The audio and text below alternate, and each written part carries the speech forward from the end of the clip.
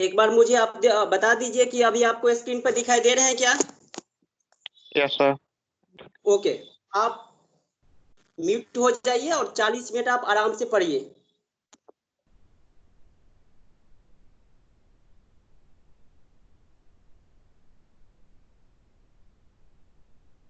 Good afternoon my dear students, आप सभी को इस ऑनलाइन कक्षा में स्वागत है। जैसे कि आप सभी को पता है, ये पेपर जो है S8 है। ये हम यूनिट 4 में आज हम बात करेंगे आपसे। और आज का जो टॉपिक है वह है असेसमेंट यानी कि आकलन।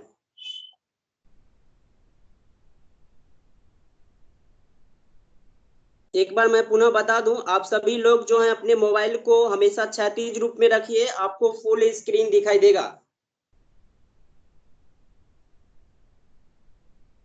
आइए, आकलन क्या होता है इसे समझते हैं। आकलन एक सतत प्रक्रिया है, यानी कि आकलन एक लगातार चलने वाली प्रक्रिया है। आकलन के द्वारा हम शिक्षण अधिगम प्रक्रिया के साथ साथ प्रतिपुष्टि करते रहते हैं। यानी कि आकलन जो है एक लगातार चलने वाली प्रक्रिया है और आकलन के द्वारा शिक्षण अधिगम यानी कि सीखने की प्रक्रिया के साथ साथ प्रतिपुष्टि करते रहते हैं। दूसरी जो परिभाषा है कि विद्यार्थियों की उपलब्धि को ज्ञात करते समय अध्यापक द्वारा किसी मानक के विरुद्ध मूल्य निर्णय करना आकलन कहलाता है। आइए हम आपको समझाते हैं, आप ध्यान से समझिए। जो भी आप किसी बच्चों को पढ़ा रहे हैं, आप जो भी पढ़ा रहे हैं, तो जो बच्चे ने यानी कि उस चीज को आप जो पढ़ा रहे हैं बच्चों को, उस चीज को बच्चे ने कितना अच्छे से सीखा और कितना सीखा, उस चीज को परखने के लिए उसका टेस्ट तो लेंगे ना, उनसे प्रश्न करेंगे ना। तो जो आप टेस्ट ले रहे हो, जो उनसे आप प्रश्न कर रहे हो, वही आकलन है। अर्थात ध्यान से समझिए, जैसे कि अगर हम यहाँ से आपको पढ़ा रहे हैं तो आप उस चीज को कितना सीखे, यानी उस चीज को परखने के लिए हम आपको क्या करते हैं, टेस्ट ले लेते हैं, हम आपसे प्रश्न पूछते हैं। तो जो हम आपसे प्रश्न पूछ रहे हैं, जो हम आपको टेस्ट ले रहे हैं, ये क्या है, आकलन है। फिर से समझ लीजिए, जो भी आप किसी बच्चों को पढ़ा रहे हैं तो बच्चे ने उस चीज को कितना अच्छे से सीखा या कितना सीखा, उस चीज को परखने के लिए उसका टेस्ट लेंगे, उनसे प्रश्न पूछते हैं। तो जो आप प्रश्न पूछ रहे हैं, जो आप उनसे क्या कहते हैं, टेस्ट ले रहे हैं, तो यह क्या है, आकलन है।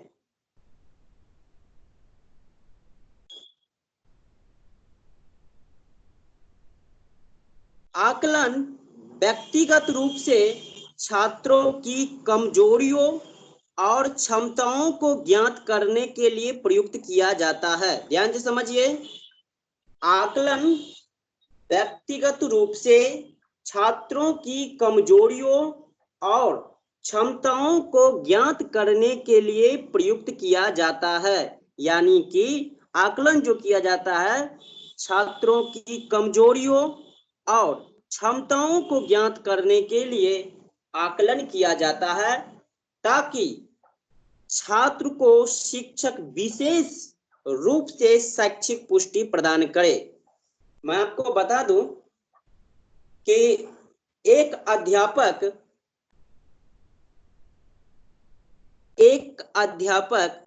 10 से 30% समय आकलन पर खर्च करता है। यानी कि एक अध्यापक जो है, यानी कि 10 से 30% जो समय है वो अपना आकलन पर खर्च करता है। मैं आपको बता दूं, एक वर्ष में 365 दिन होते हैं। 100 दिन अवकाश में चले गए, शेष कितना बचा? 265 दिन। अगर आप 265 दिन का अगर 30% निकालिएगा तो लगभग 79 दिन के आसपास होता है। यानी कि एक अध्यापक जो है 80 दिन लगभग जो अपना आकलन पर खर्च करता है कि बच्चों जो है उस चीज को कितना सीखा, क्या सीखा, इसके ऊपर जो है एक अध्यापक इतना दिन खर्चे करते हैं।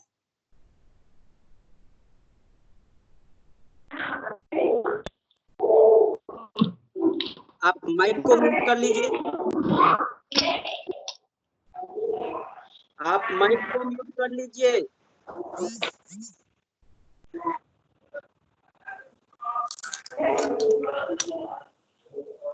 बीसवीं सदी के अंत में आकलन शब्द का प्रयोग हुआ। ध्यान से समझिए, ये जो आकलन है, आकलन शब्द का प्रयोग 20वीं सदी के अंत में हुआ है। आकलन सतत यानी कि लगातार चलने वाली प्रक्रिया है। आकलन में सुधारात्मक प्रक्रिया यानी कि आकलन में आप सुधार कर सकते हैं। यहाँ पे 3 तथ्य बहुत महत्वपूर्ण है, आप समझिए। पहली कि 20वीं सदी के अंत में आकलन शब्द का प्रयोग हुआ। दूसरी बात, आकलन सतत यानी कि आकलन लगातार चलने वाली प्रक्रिया है। तीसरी बात, आकलन सुधारात्मक प्रक्रिया है, अर्थात आकलन में आप सुधार कर सकते हैं। आकलन क्यों किया जाता है, यह भी एक प्रश्न है। सीखने, सिखाने या शिक्षण अधिगम की प्रक्रिया में फीडबैक प्राप्त करने के लिए ये जो है आकलन किया जाता है। ध्यान समझ लीजिए, आकलन क्यों किया जाता है? सीखने, सिखाने या शिक्षण अधिगम की प्रक्रिया में फीडबैक प्राप्त करने के लिए आकलन किया जाता है। आकलन का उपयोग अगर मैं बता दूं, पढ़ाई में भी आकलन करते हैं, जॉब में भी आकलन का उपयोग है, व्यापार में आकलन का उपयोग है, अर्थात सभी जगह क्या करते हैं, आकलन का उपयोग होता है। मैंने आपको पहले ही बता दिया कि जो भी आप किसी बच्चों को पढ़ा रहे हैं तो बच्चे ने उस चीज को कितना अच्छे से सीखा या कितना सीखा, उस चीज को परखने के लिए उसका टेस्ट लेंगे, फिर उनसे प्रश्न पूछते हैं। तो जो आप टेस्ट ले रहे हो, जो आप उनसे प्रश्न कर रहे हो, वही तो आकलन है। आइए समझते हैं आकलन का अर्थ क्या होता है। असेसमेंट शब्द की उत्पत्ति लैटिन भाषा, आप याद रखिए, ये जो आकलन है, असेसमेंट शब्द यानी कि आकलन को अंग्रेजी में असेसमेंट कहते हैं। असेसमेंट शब्द की उत्पत्ति जो है लैटिन भाषा के असीद्रे शब्द से मानी जाती है, जिसका अर्थ होता है टू सीट, बी सीट, यानी कि हिंदी में कहे तो पास में बैठना या साथ में बैठना। पहली बात, असेसमेंट जो है लैटिन भाषा का शब्द है जिसका अर्थ होता है पास में बैठना या साथ में बैठना। आप उसे ये भी कह सकते हैं कि सूचनाओं को एकत्रित करने की प्रक्रिया भी आकलन का अर्थ है। आपको मिल जाएगी किसी बुक में कि ये जो है सूचनाओं को एकत्रित करने की प्रक्रिया क्या है, आकलन का अर्थ है या मूल्यांकन का अर्थ है या मापन का अर्थ है, आपसे पूछ सकते हैं क्वेश्चन। तो याद रखने वाली बात है कि असेसमेंट शब्द की उत्पत्ति लैटिन भाषा के असीदेर शब्द से मानी जाती है, जिसका अर्थ होता है पास में बैठना या साथ में बैठना। आप इसे ये भी याद रख सकते हैं कि सूचनाओं को एकत्रित करने की प्रक्रिया, ये भी याद रख सकते हैं आप। आकलन बराबर अंक प्लस अंकों का अर्थ होता है।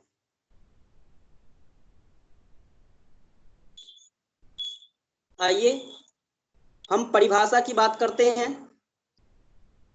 पहला जो परिभाषा हुआ फेंटन महोदय का है, आकलन से आशय उपयुक्त तथा विश्वसनीय सूचनाओं को ग्रहण करने से है जिनके आधार पर निर्णय लिया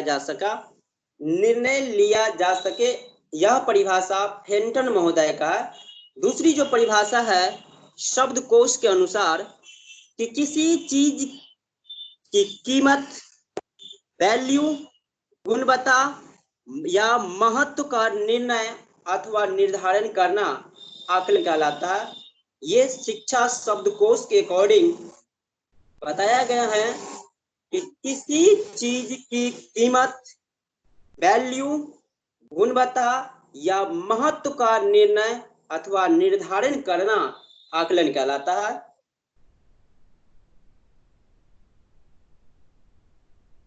देखिए, आकलन के प्रकार जो हैं, हम छात्रों की दृष्टि के आधार पर आकलन के 4 प्रकार होते हैं। आप ध्यान से समझिए।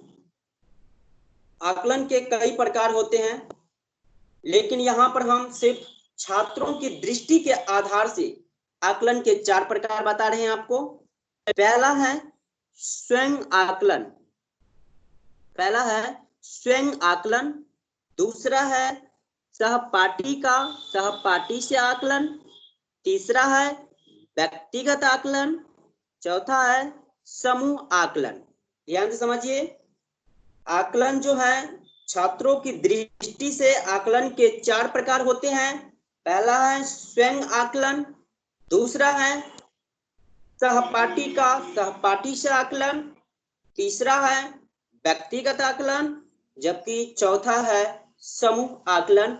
आइए हम एक एक करके जानते हैं। पहला है स्वयं आकलन, सेल्फ असेसमेंट। आप ध्यान से समझिए।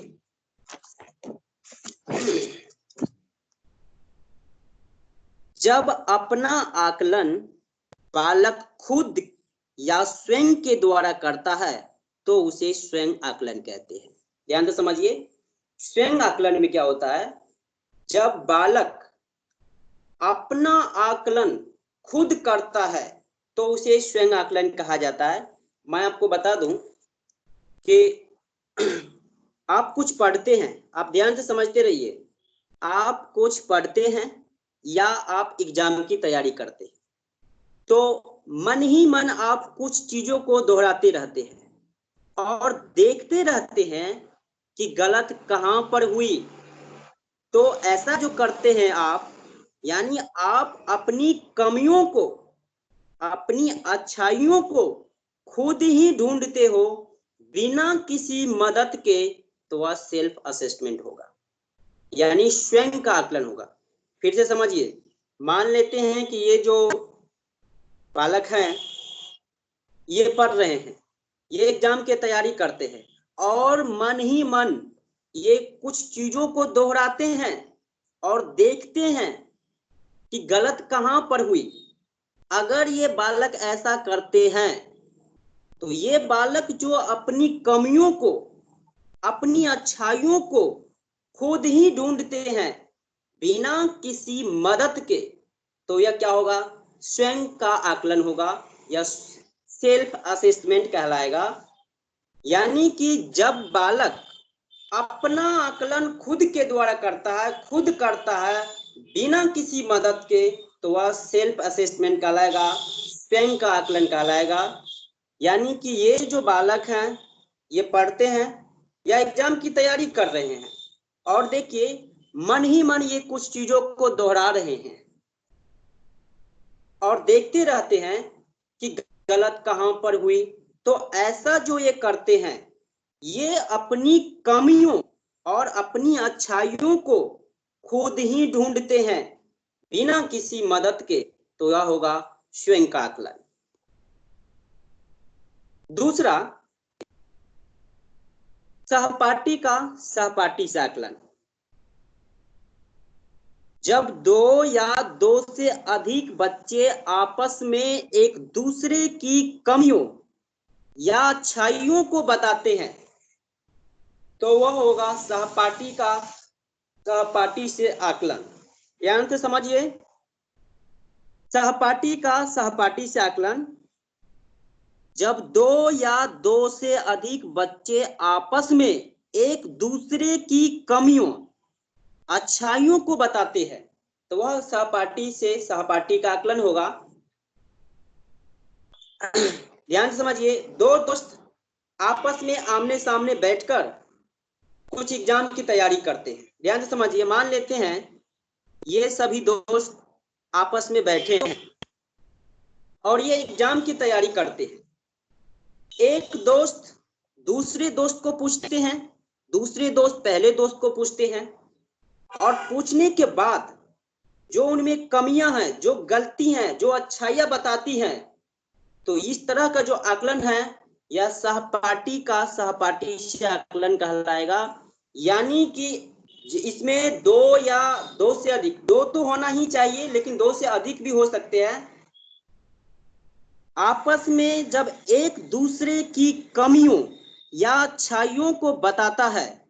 ध्यान समझिए, अगर मान लेते हैं कि ये इनसे प्रश्न पूछे और इन्होंने उत्तर दिए, तो हो सकता है कि वो गलती बता दिए हो, या उनमें इसे ऐसा लग रहा हो कि इसमें कुछ कमी है या अच्छाई हो। तब जब ये लास्ट में जो बताते हैं कि गलती कहाँ है, या आप में ये कमियां हैं, या आप में ये अच्छाइयां हैं, अगर ये बता देते हैं लास्ट में, तो यह हो जाएगा सहपाठी का सहपाठी से आकलन। तीसरा है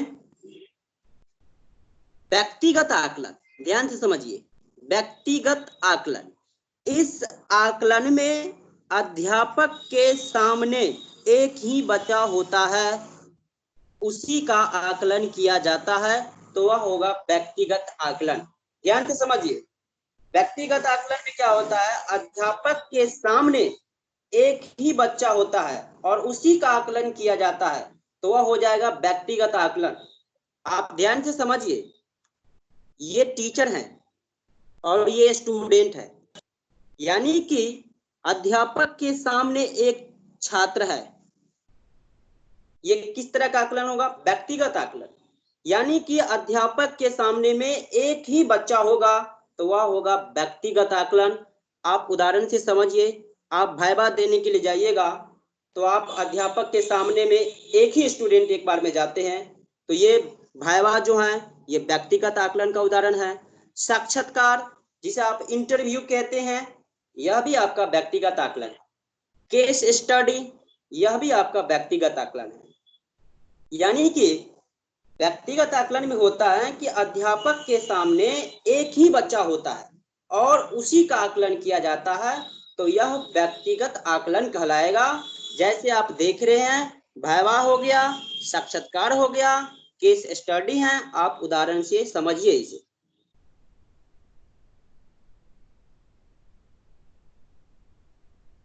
और चौथा है समूह आकलन।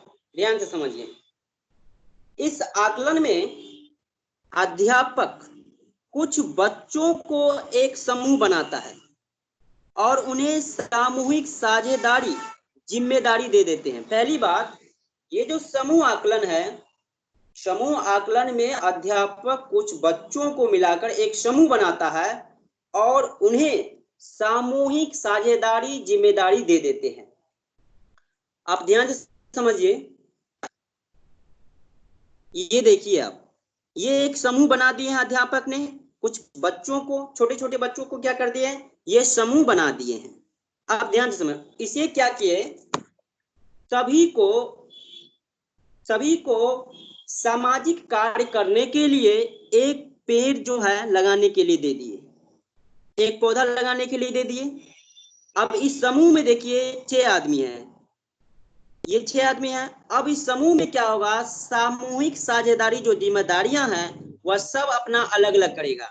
किसी का काम है पानी डालना, किसी का काम है उसमें खाद डालना, किसी का काम हो सकता है जांच पड़ताल करना, किसी का काम हो सकता है उसको देखभाल करना, किसी का काम हो सकता है साफ सफाई करना। तो ये जो कर रहे हैं ये समूह आकलन है, क्योंकि एक समूह बना दिए हैं अध्यापक और उसे एक सामाजिक कार्य करने के लिए एक पौधा लगाने के लिए दे दिए हैं, और उस समूह में जो है सामूहिक साझेदारी में ये सबके जिम्मेदारी है कि कुछ न कुछ इसमें करे, और करते भी हैं।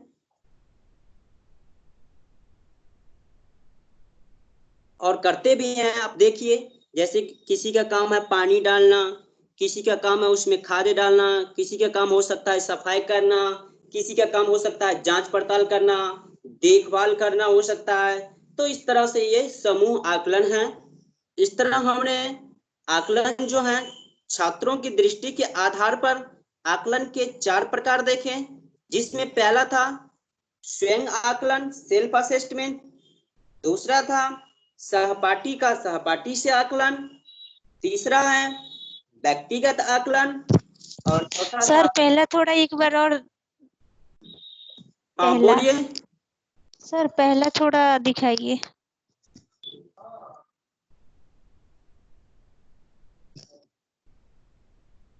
चलिए आगे चलते हैं हम।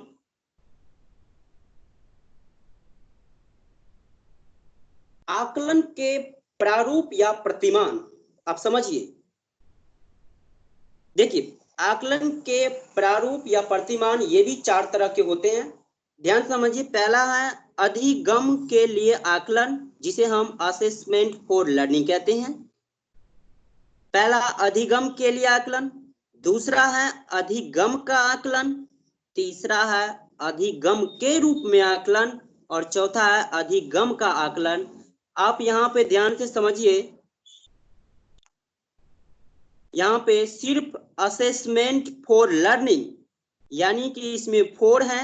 असेसमेंट ऑफ लर्निंग, यहाँ सिर्फ ऑफ, असेसमेंट एज लर्निंग और असेसमेंट इन लर्निंग। यहाँ पर आप देखिए सिर्फ इसमें 4, ऑफ, एज और इन, और यहाँ पर के लिए, का, के रूप में और में, ये चारों में अंतर हैं। ये चारों एक नहीं है, चारों में अंतर है, आप ध्यान से समझिए। जिसमें मैं आपको बता दूं कि इन दोनों में से क्वेश्चन जो है ज्यादा पूछा जाता है। आप इन चीजों को देख लीजिए। ये अधिगम के लिए आकलन और अधिगम का आकलन, यहां से ज्यादा क्वेश्चन पूछे जाते हैं और इन दोनों से क्वेश्चन नहीं के बराबर पूछे जाते हैं। तो आप पहली बात ध्यान रखिए कि ये चारों अलग अलग होते हैं। अधिगम के लिए आकलन, असेसमेंट फॉर लर्निंग। अधिगम का आकलन, असेसमेंट ऑफ लर्निंग। अधिगम के रूप में आकलन, असेसमेंट एज लर्निंग। और अधिगम में आकलन, असेसमेंट इन लर्निंग। आइए हम एक एक करके हम आपसे बातचीत करते हैं। देखिए पहला है अधिगम के लिए आकलन। आप ध्यान से समझिए, यह बहुत महत्वपूर्ण है। पहला है अधिगम के लिए आकलन, यानी कि इस आकलन में अध्यापक से बालक की समस्या का निदान होता है। यानी कि ये जो अधिगम के लिए आकलन है, इस आकलन में बालक के पास अगर कोई समस्या है तो अध्यापक उसका क्या करता है, निदान करता है। पहली बात, इस आकलन में अध्यापक, अपने माइक को म्यूट कर लीजिए। बालक के पास अगर समस्या है तो अध्यापक क्या करते हैं, उसका निदान करते हैं, पहली बात। दूसरी बात, इसमें कोई ग्रेड या स्कोर नहीं दिया जाता है। ध्यान से समझिए। मान लेते हैं कि अगर आपको क्लास में एक चैप्टर पढ़ाया गया और आकलन कर लिया गया, तो एक टॉपिक या एक चैप्टर पढ़ाने के बाद जब आपको हम आकलन करते हैं या कोई टीचर करते हैं, तो क्या आपको ग्रेड देते हैं? नहीं देते हैं। स्कोर देते हैं? नहीं देते हैं। तीसरी बात है अध्यापन पूरी प्रक्रिया के दौरान, यानी कि ये अध्यापन जो है पूरी प्रक्रिया के दौरान, ये पाठ के प्रारंभ में भी हो सकता है, पाठ पढ़ाने के दौरान भी हो सकता है और पाठ के अंत में भी हो सकता है। ध्यान से समझिए, ये जो अधिगम के लिए आकलन है, ये आपको पाठ प्रारंभ करने से पहले भी हो सकता है। कुछ टीचर करते हैं क्या, पढ़ाने के लिए जाते हैं उनसे पहले प्रश्न पूछते हैं, तो वो हो जाएगा अधिगम के लिए आकलन। कुछ अध्यापक ऐसे करते हैं कि पाठ पढ़ाने के दौरान प्रश्न पूछते हैं, तो ये भी हो जाएगा अधिगम के लिए आकलन। और कुछ करते हैं कि पाठ के अंत में जब पाठ समाप्त हो जाते हैं तब प्रश्न पूछते हैं। तो इसमें यानी कि अध्यापन पूरी प्रक्रिया के दौरान, ये पाठ के प्रारंभ में भी हो सकता है, पाठ पढ़ाने के दौरान भी हो सकता है और पाठ के अंत में भी हो सकता है। तो यह होगा अधिगम के लिए आकलन। ध्यान से समझिए, अध्यापक इसमें क्या करता है, खुद ही बालक को समस्या में डालता है और स्वयं ही उसका निदान भी करता है। अध्यापक प्रश्न भी पूछेगा, अगर उस प्रश्न में बच्चा फंस गया तो उस प्रश्न का उत्तर यानी कि निदान भी देते हैं। ये जो अधिगम के लिए आकलन है ये बार बार होता रहता है। ध्यान से समझिए, आप पढ़ाते समय बीच में शिक्षक या छात्र प्रश्न पूछते हैं, या तो शिक्षक भी प्रश्न पूछते हैं या छात्र भी प्रश्न पूछते हैं। यानी कि पढ़ाते समय बीच में शिक्षक या छात्र प्रश्न पूछते हैं। जैसे पढ़ाते समय शिक्षक यह जानते हैं कि हम सही से पढ़ा रहे हैं या नहीं, शिक्षण विधि सही है या नहीं। छात्र को अगर समझने में परेशानी होती है तो बीच में आकलन करके प्रश्न पूछता है। आइए, यह आकलन यानी कि अधिगम के लिए आकलन जो है निदानात्मक है। मैंने आपको पहले ही बता दिए कि इस आकलन में क्या होता है, छात्रों के पास अगर कोई समस्या है तो अध्यापक उसका क्या करता है, निदान करता है। यह एक शिक्षण वर्ष में 4 बार होते हैं। ध्यान से समझिए, ये जो अधिगम के लिए जो आकलन है यह वर्ष में 4 बार होते हैं। मैं आपको कल ये 4 जो है इसमें पूर्ण विस्तार के साथ हम बताएंगे। जब आप सतत एवं व्यापक मूल्यांकन पढ़ेंगे तो उसमें हम बता देंगे।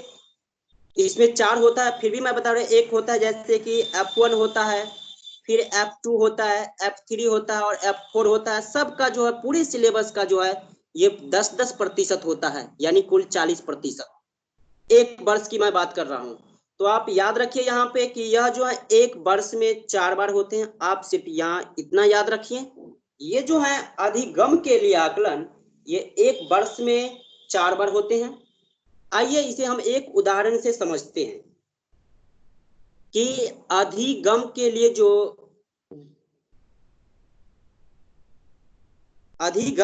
जो आकलन है इसका उदाहरण समझिए आप।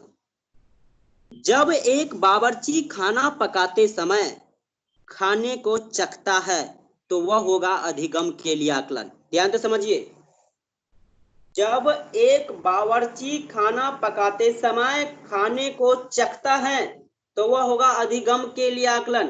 ध्यान से समझिए, कभी कभी करते हैं, हम लोग भी करते हैं कि खाना बनाते हैं, सब्जी बना रहे हैं और उसमें से चम्मच से क्या करते हैं, हम उस सब्जी को टेस्ट करते रहते हैं कि सब्जी में नमक कम है तो डाल देंगे, अगर ज्यादा होगा तो फिर पानी डाल दिया जाएगा, अगर मिर्ची तीखी है तो पानी डाल के उसे सही कर दिया जाएगा, या अगर ऐसा लग रहा है कि कम है तो फिर मिर्ची डाल देंगे हम। अगर हम ऐसा करते हैं तो क्या उसमें सुधार होने की गुंजाइश है? इसमें सुधार हो सकता है। जब आप खाना बना रहे हैं उसी वक्त अगर आप खाने को चखते हैं कि मिर्ची कम है या नमक कम है, अगर ज्यादा होगा तो उसको क्या करेंगे, पानी से उसको कम कर देंगे। तो उसमें जो सुधार है यानी कि इसमें सुधार हो सकता है, तो यह होगा अधिगम के लिए आकलन। अगर सुधार होता है तो हो जाएगा अधिगम के लिए आकलन। इन चीजों को आगे बहुत ही महत्वपूर्ण है, आप इन चीजों को समझ लीजिए। यानी कि जिसमें सुधार होती है वह हो जाएगा अधिगम के लिए आकलन। दूसरा है अधिगम का आकलन। पहला था अधिगम के लिए आकलन, यहाँ है अधिगम का आकलन। ध्यान से समझिए, इसमें हम किसी कार्य को खत्म करके, ध्यान से समझिए, इसमें हम किसी कार्य को खत्म करके यह जांच करते हैं कि हमने कितना सीखा। कोई भी काम हो उसको पूरे खत्म कर देते हैं, तब जांच करते हैं कि हमने उस चीज को कितना सीखा, तो यह हो जाएगा अधिगम का आकलन।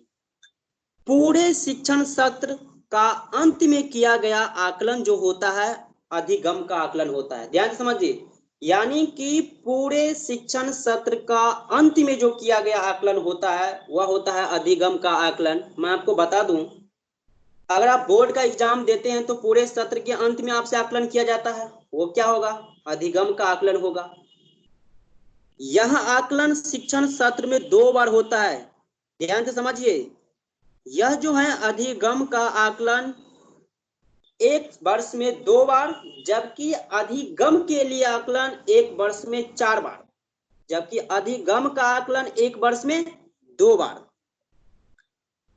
इसमें वार्षिक हो सकता है, चाहे अर्धवार्षिक परीक्षा के माध्यम से छात्र द्वारा किए गए जो अधिगम का होता है वह अधिगम का आकलन होता है। ध्यान समझिए, यह जो अधिगम का आकलन है वर्ष में 2 बार किया जाता है। वार्षिक चाहे अर्धवार्षिक परीक्षा के माध्यम से छात्र द्वारा किए गए अधिगम का आकलन किया जाता है। यानी कि वार्षिक परीक्षा जो होता है चाहे अर्धवार्षिक परीक्षा हो, ये क्या होगा? अधिगम का आकलन होगा।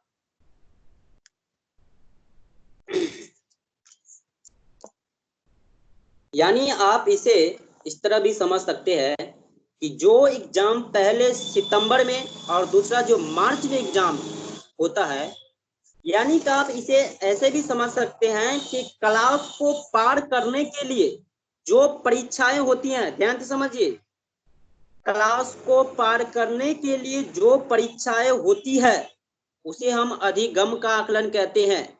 और इसमें कोई उपचार नहीं होगा।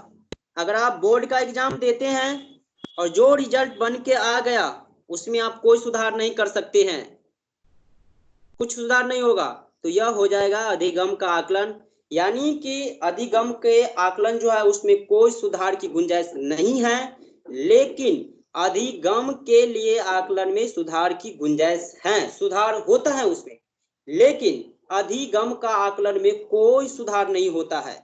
चाहे वार्षिक परीक्षा हो आपको रिजल्ट बना के दे दे, चाहे अर्धवार्षिक परीक्षा हो, या अगर आपको रिजल्ट बना के दे दिए तो आप उसमें कोई सुधार नहीं कर सकते हैं।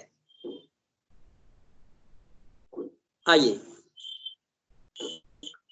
इसके द्वारा ग्रेड या स्कोर दिया जाता है। मैंने आपको पहले ही बता दिया, याद कीजिए आप, अधिगम के लिए आकलन में मैंने आपको बताया कि जो टेस्ट ले रहे हैं, जो प्रश्न पूछ रहे हैं, वहां पर हम आपको कोई ग्रेड और स्कोर नहीं दिए, लेकिन अधिगम का आकलन में यहाँ पे ग्रेड या स्कोर दिया जाता है, क्योंकि वार्षिक और अर्धवार्षिक परीक्षा है, इसमें कोई सुधार करने की जो गुंजाइश है नहीं। तो इसमें क्या होता है, आपको ग्रेड भी दिया जाता है या स्कोर दिया जाता है। अगली बात, इसका आकलन कोई निर्णायक सदस्य ही कर सकते हैं, जैसे जो इसमें पूर्ण ज्ञाता हो, जो उद्देश्य को जानता हो, अर्थात इसे निर्णायक मूल्यांकन की तरह किया जाता है। जो इसे अपने आप में पूर्ण ज्ञाता हो वही इस चीज को कर सकता है। और यहाँ पर देखिए स्पष्ट लिखा हुआ है कि इसमें सुधार करने का कोई उपचार नहीं होता है।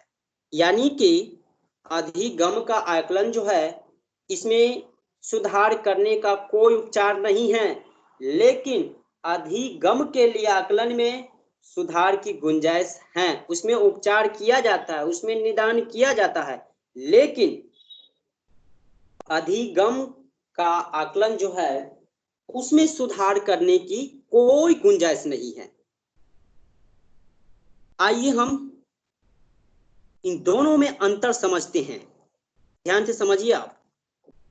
अधिगम के लिए आकलन और अधिगम का आकलन, प्रश्न यहीं से पूछे जाते हैं, आप ध्यान से समझिए।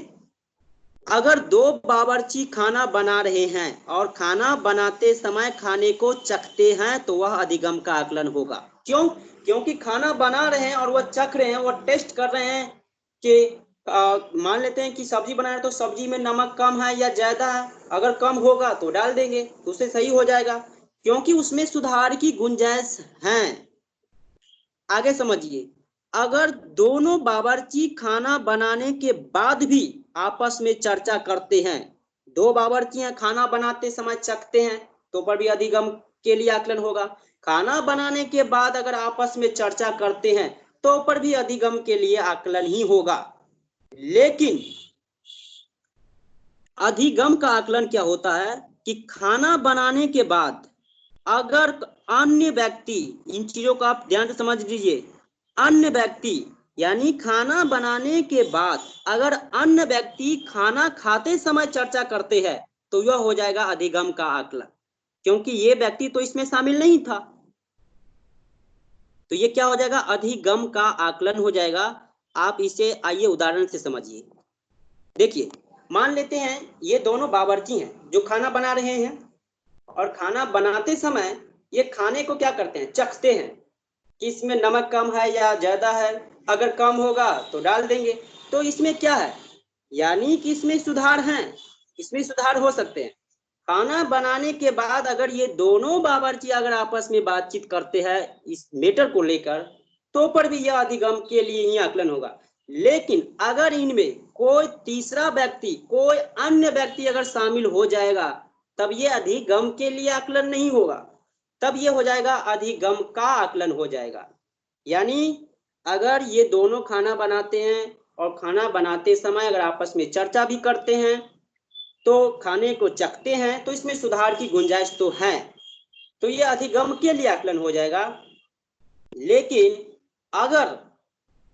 अगर उसमें तीसरे व्यक्ति अगर कोई मिल जाए तो वह अधिगम के लिए आकलन नहीं होगा, तब अधिगम का आकलन हो जाएगा। आइए इसे हम और विस्तार से समझाते हैं, आप ध्यान से समझिए। मैंने आपको पहले ये एग्जाम्पल दिखाए, ये दोनों बावर्ची हैं, खाना बना रहे हैं, खाना बनाते समय अगर खाने को चखते हैं तब तो ये हो जाएगा अधिगम के लिए आकलन, क्योंकि उसमें तो सुधार है। लेकिन अगर खाना बनाने के बाद अगर ये अन्य व्यक्ति को अगर ये खिला रहे हैं, जिसे हम जलसा कहते हैं, भोज अगर खिला रहे हैं, अगर इससे ऐसा लग रहा है, मान लेते इसे इन्हें कि इसमें अगर और नमक होता तो और अच्छा होता, अगर दाल बनाए तो अगर इसमें लग रहा है कि अगर नमक और होता तो और अच्छा होता। आप मुझे बताइए कि इसमें तो ये व्यक्ति तो शामिल नहीं थे, अब इसमें तो कोई सुधार की गुंजाइश नहीं है, ये तो बन के तैयार है, अब इसमें कोई सुधार नहीं हो सकता, क्योंकि अन्य व्यक्ति भी इसमें शामिल हैं। इसलिए ये हो जाएगा अधिगम का आकलन। आइए इसे एक एग्जाम्पल के थ्रू हम और आपको जो है स्पष्ट कर देना चाहते हैं, आप ध्यान से समझिए। अधिगम के लिए आकलन क्या होता है और अधिगम का आकलन क्या होता है, आप इन दोनों चीजों को आप याद रखिए,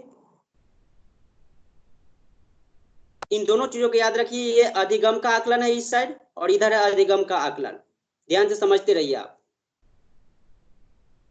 ये अधिगम के लिए आकलन है, ये अधिगम का आकलन है। देखिए, मान लेते हैं ये व्यक्ति ये आइसक्रीम बना रहे हैं, ठीक है, और आइसक्रीम बनाते समय ये आइसक्रीम को क्या करते हैं, टेस्ट करते हैं, और टेस्ट करने के बाद इसे ऐसा लगा कि चॉकलेट डालने पर ज्यादा अच्छा होगा। इसे ऐसा लगा, इन्होंने इस केक को क्या किए, टेस्ट किए, और टेस्ट करने के बाद इसे ऐसा लगा कि चॉकलेट डाल दे तो इसमें और ही अच्छा होगा। इसे ऐसा लग रहा है कि इसमें अगर चॉकलेट डाल दिया जाए तो ये और अच्छा हो सकता है, तो ये अपना चॉकलेट डाल दिए, ठीक, ये केक बन गया।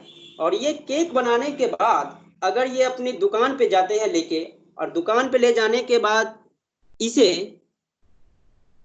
ये ग्राहक खरीद लेते हैं, और ये ग्राहक खरीदने के बाद जब इस केक को, यही केक है, जब इस केक को ये टेस्ट करते हैं तब इसे ऐसा लग रहा है, और ये कहते हैं कि अगर इसमें और क्रीम होता तो ज्यादा अच्छा होता। आप मुझे बताएं, क्या इसमें सुधार हो सकते हैं? नहीं होगा, क्योंकि ये बन के पूरे तैयार है, अब इसमें कोई सुधार की गुंजाइश नहीं है, इसलिए ये हो जाएगा अधिगम का आकलन, यानी कि इसमें कोई सुधार नहीं होगा। और ये हो जाएगा अधिगम के लिए आकलन, क्योंकि ये तो इसमें सुधार किए थे। तो मुझे ऐसा लग रहा है कि ये आप अधिगम के लिए आकलन और अधिगम का आकलन ये आप समझ गए। आइए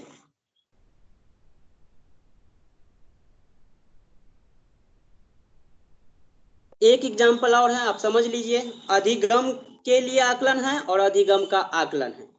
यहाँ से क्वेश्चन बहुत पूछे जाते हैं, इसीलिए मैं इतना उदाहरण मैं आपको बता रहा हूँ, आप समझिए।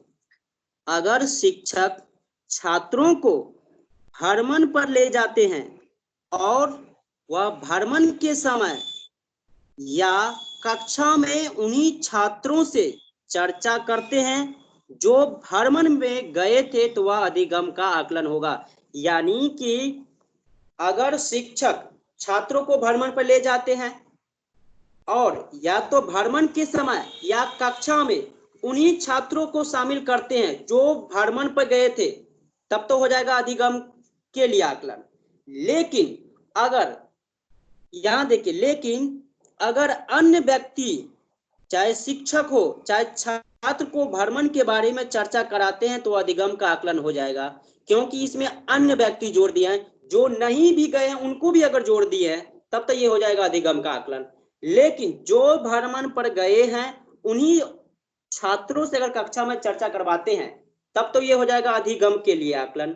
लेकिन अगर उसमें कोई अन्य व्यक्ति या टीचर या छात्र अगर शामिल होते हैं तब ये हो जाएगा अधिगम का आकलन।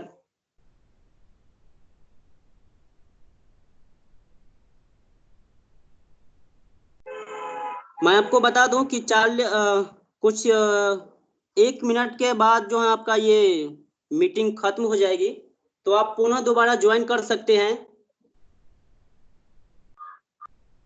हेलो, ये खत्म हो जाएगा अगर समय, तो आप पुनः दोबारा ज्वाइन कर सकते हैं, ठीक है? Yes sir.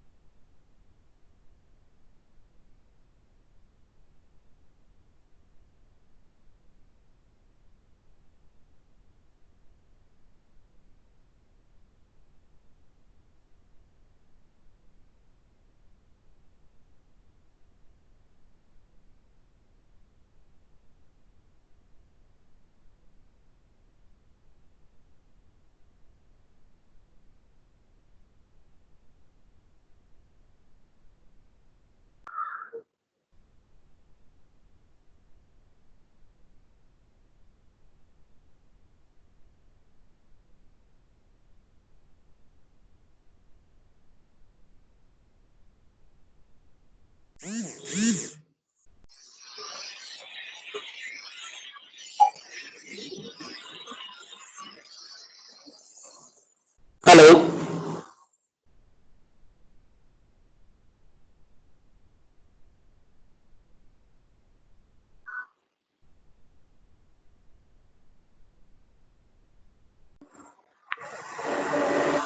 हेलो, आप मुझे बताएं क्या मेरी आवाज आप सब सुन पा रहे हैं? Yes sir. ओके।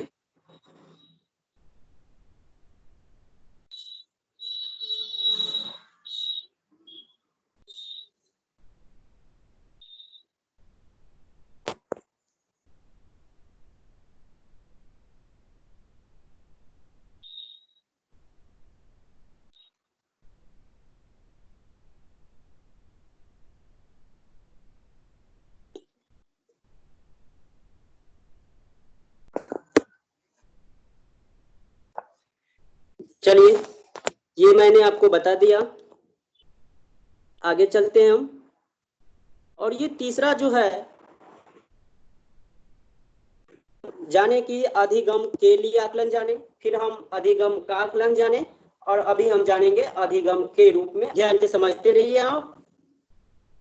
तीसरा जो है अधिगम के रूप में आकलन, इस आकलन में अध्यापक बच्चों को छोटे छोटे समूह बना देते हैं। ध्यान से समझिए, ये जो है अधिगम के रूप में आकलन, इस आकलन में अध्यापक क्या करते हैं, बच्चों को छोटे छोटे एक समूह बना देते हैं।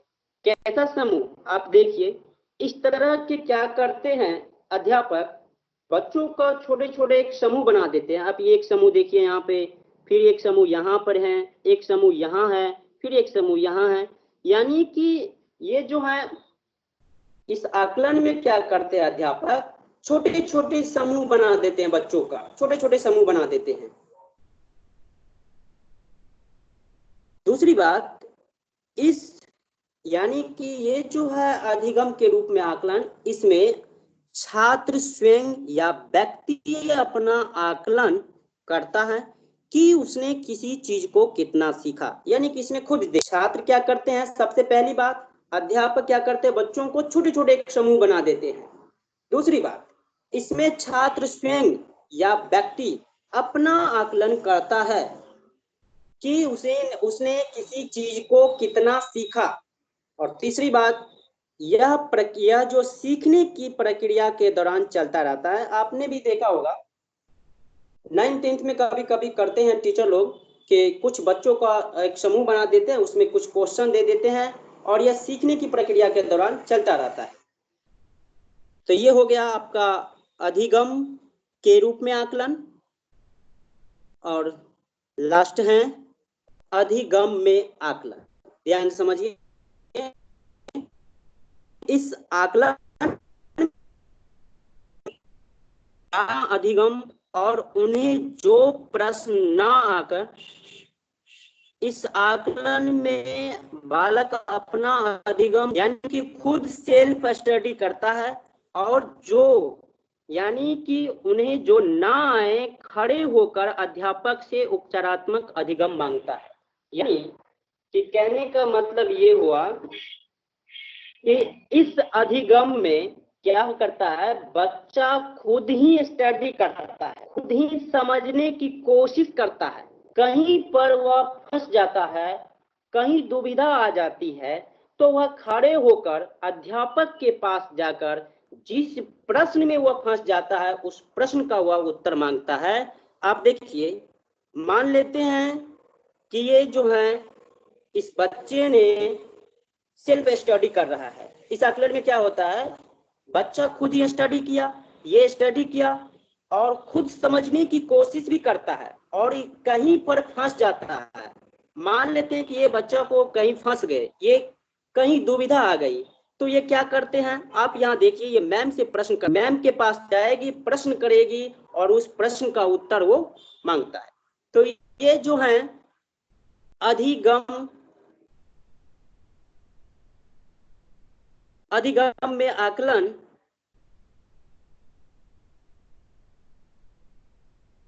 अधिगम में आकलन हो गया।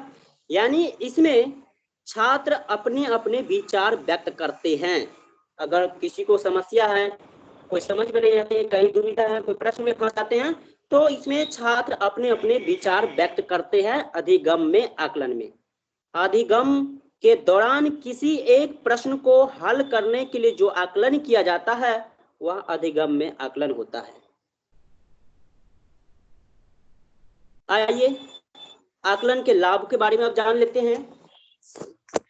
आकलन का जो लाभ है, शिक्षा के उद्देश्य प्राप्त होते हैं, यानी कि आकलन से क्या होता है, शिक्षा के जो उद्देश्य हैं वह प्राप्त होते हैं। दूसरी बात, बच्चे का निदान किया जाता है। अगर कहीं गलती करते हैं तो हमने क्या सीखे हैं कि अधिगम के लिए आकलन में उसमें निदान संभव है, ये लाभ है। निदान द्वारा अधिगम की न केवल कमियों बल्कि अच्छाइयों को भी पता चलता है। अधिगम के द्वारा आकलन विद्यार्थी का सर्वांगीण विकास करता है।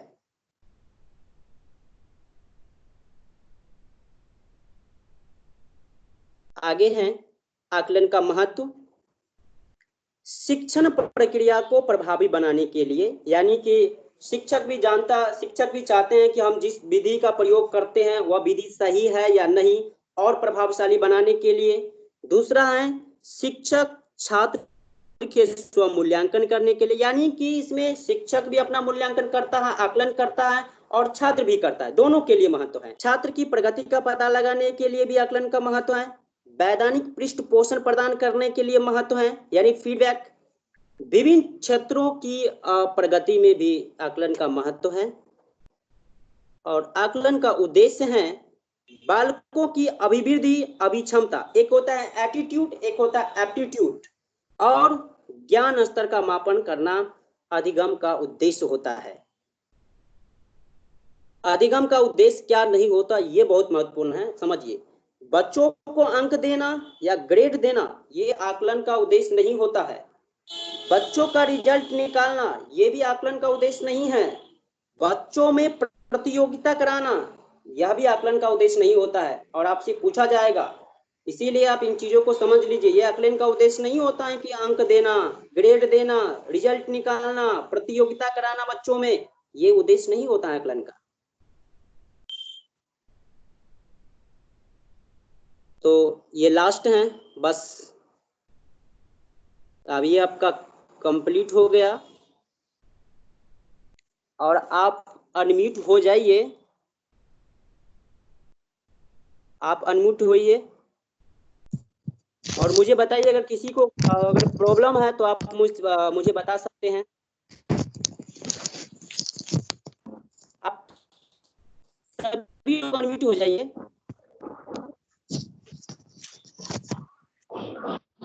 और मुझे बताइए समझने में अगर कहीं दिक्कत है तो आप मुझे बता सकते हैं। वैसे हम बहुत प्रयास किए आपको समझाने की। आप अनम्यूट हो जाइए।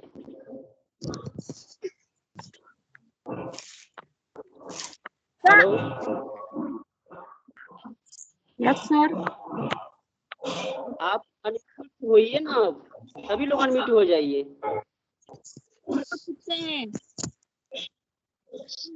हाँ मुझे बताइए, किसी को अगर किसी भी प्रकार के प्रश्न पूछना है तो आप पूछ सकते हैं। अगर समझ में ना आए तो भी पूछ सकते हैं आप।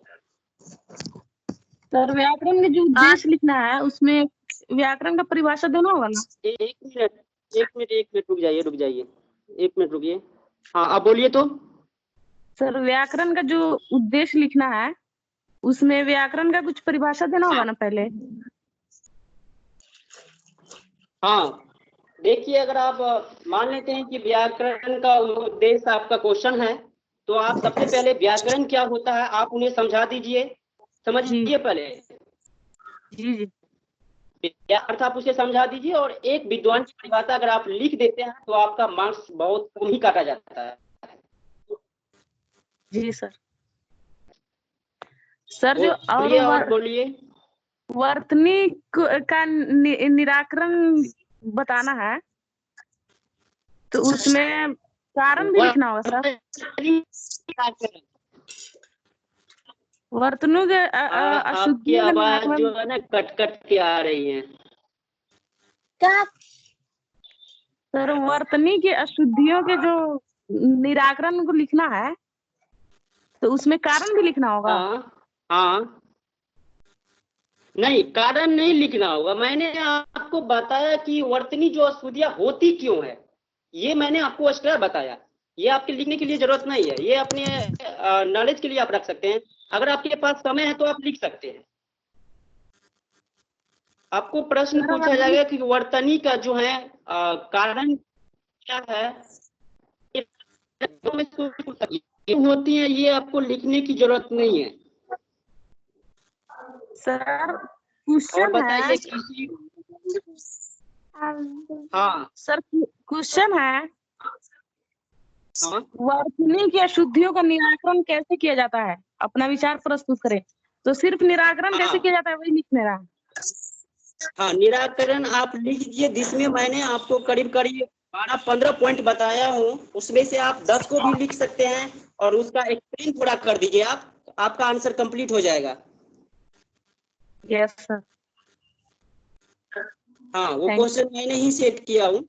और किसी को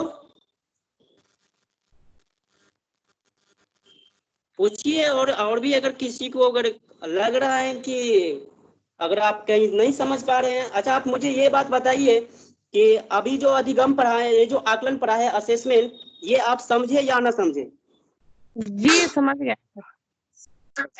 चलिए, और यहाँ से बहुत क्वेश्चन पूछे जाते हैं सीटेट में स्पेशल, तो ठीक है, मैं ऐसा करता हूँ कि आप सभी को समझ में आया होगा। Yes sir.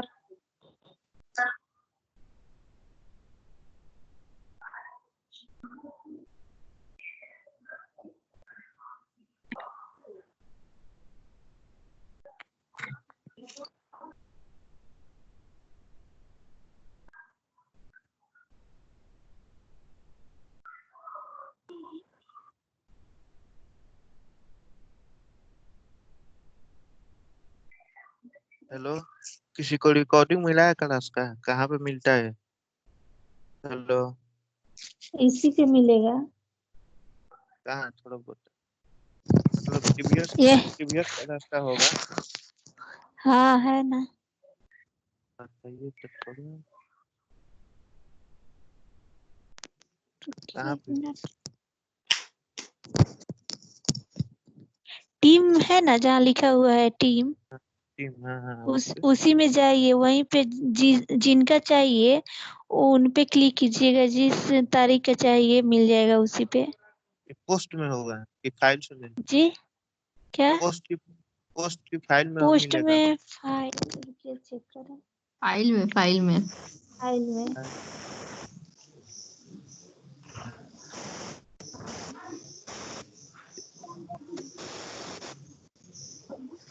हेलो। हाँ हेलो। सर चले गए। हाँ सर चले गए। हम लोग भी अब चलते हैं। बाय। एक मिनट हेलो। हाँ बोलिए। वो जो एक दिन पूजा मैम एक दिन लास्ट में क्या बता रही थी? क्या? बात मतलब नहीं आवाज आ रही है। क्या? आवाज नहीं आ रही है आपकी।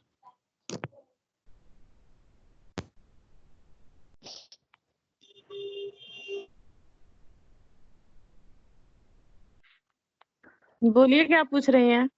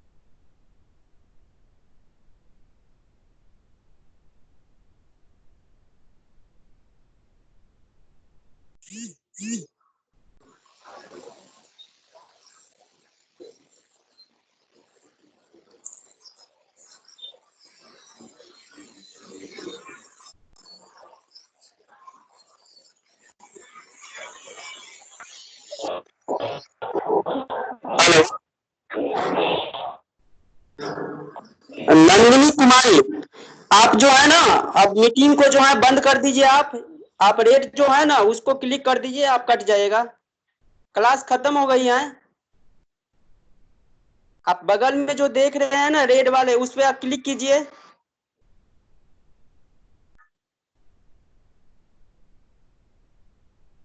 Hello,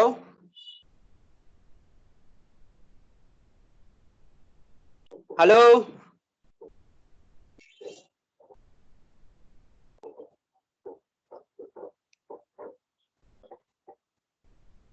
hello,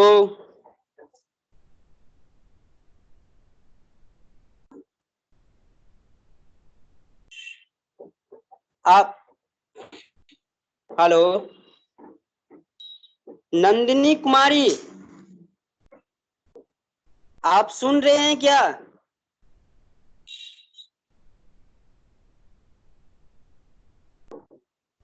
hello,